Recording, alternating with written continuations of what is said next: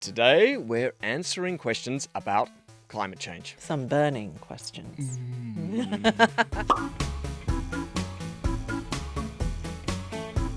Climate change impacts everybody, and it's already impacting us now.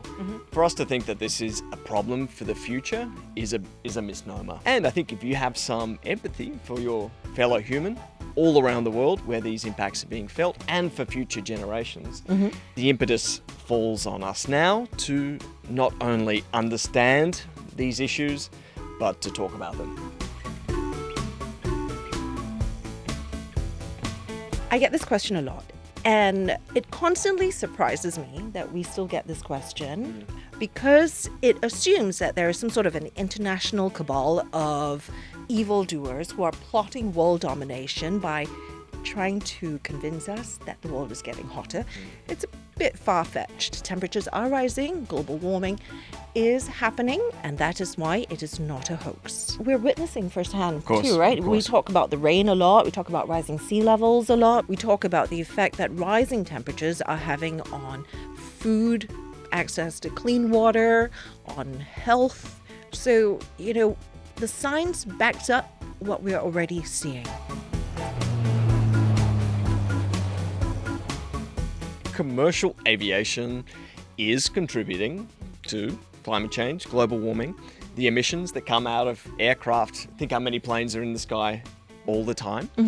I personally push back against this notion that individuals can change the trajectory of the planet. Collectively, we have to do things. Airlines are doing things together, but me choosing to take a flight or not is not going to move the needle. So I think we can all do that together, but I'm not going to feel guilt by bringing the stories of climate change to our viewers and listeners, or also taking holidays every now and then.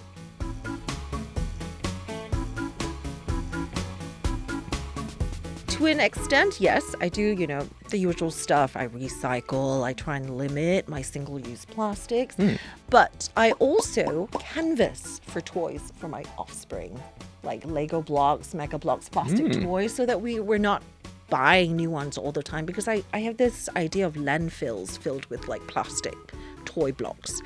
And I also have worms. We have heard about your worms on the podcast. I've got worms. Before. Yes, I do vermiculture, and so we basically process our kitchen scraps in the worm bin, and they take all that and turn it into fertilizer for my plants.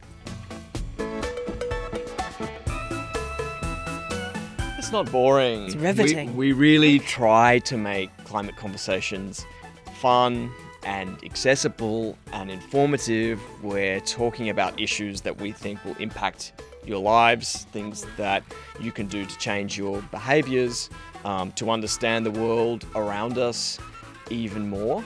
And we have sometimes cool, fun guests on.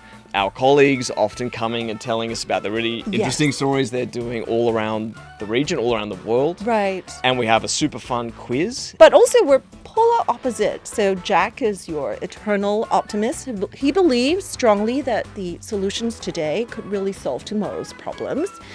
And I am more preoccupied with the doom and gloom and what to do when things get really, really bad. So it's a fun listen, 20 minutes of your day. We do the talking, so you can do the walking. So no easy answers to the climate challenge, but we'll do our best to answer them every week. So do subscribe to us and like us wherever you're listening in, whether it's Apple Podcast or Spotify.